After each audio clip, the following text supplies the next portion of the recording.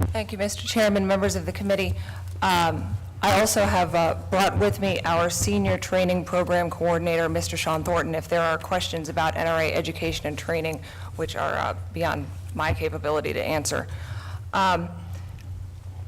We have submitted written testimony. It is extensive. I would urge you to look through it because I will not be touching on every single issue that we have with the regulations before you, but just a couple of highlights. Our position on SB 281 as public policy is well known. We will not be rehashing that this morning, but will, as requested by the chairman, confine our remarks to the regulations themselves as they are related to the statute. Specifically, just a couple of things that I wanted to touch on. The $50 fee, as was discussed earlier, the statute allows for the fees to cover the cost of administering the program up to $50.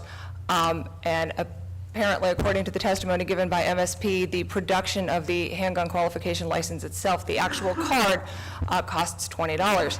I find that shocking and surprising, and I would be very curious to find out who their vendor is, because I have been given a preliminary HQL to see what it would look like, and it looks very similar to my security access badge for NRA headquarters.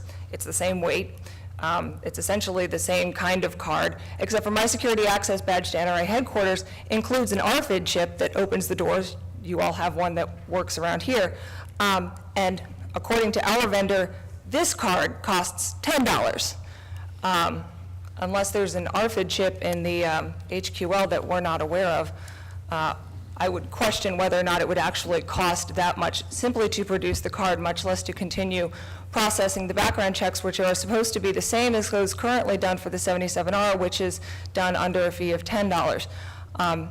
If the $50 is more than the actual cost of processing these cards and administering the program, then that would be making the exercise of a constitutional right a profit center for the state, which is both unconscionable and illegal. Further, the regulations say that there are 30 days for MSP to either issue or deny an HQL, but it says that in order to replace or renew an HQL, that must be done within a, quote, reasonable time. It is our assertion that the Maryland State Police does not have the best track record on processing any applications related to firearms purchases now, and therefore reasonable time should probably be defined in, at very least, regulation, so that Maryland citizens have some idea of how long they're going to expect when they go to renew these licenses or go to replace a lost license should their wallet get stolen, whatever. Finally, a number of times during the testimony of the Maryland State Police, NRA training courses were brought up, NRA instructors were brought up. And what I wanted to address is that in order to become, both according to statute and according to regulation, a qualified handgun instructor, which is an individual who is considered by the state of Maryland to teach the curriculum defined by the state of Maryland in statute and in regulation, there are 3 ways to go about it, as Mr. Williams testified. You can get your MPCTC instructor certification. You can get a certification from the state of Maryland, from the Maryland State Police, that would be a qualified handgun instructor license. Or you can get an NRA, you can have, for example, an NRA instructor card, be a nationally recognized organization. In this case, I'm going to use the NRA because that's who I work for. If you have an NRA instructor card, that card is all you need to become a qualified handgun instructor under the terms of SB 281 and under the terms of these regulations. The regulations include instructions for how the Maryland State Police can revoke the qualified handgun instructor license of a person who went to the Maryland State Police to get that license, a person who is qualified to instruct by the Maryland State Police. There are provisions in these regulations to allow Maryland State Police to revoke those qualifications should it become necessary, whether for criminal behavior on the part of the instructor or for unsafe range practices or falsifying information about the courses that they're teaching or their students.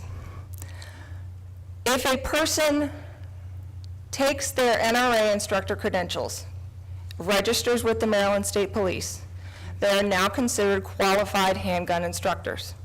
However, despite the testimony previously given, there is no NRA course which covers the full curriculum described in 281 or the regulations, because Maryland law is part of that necessary curriculum.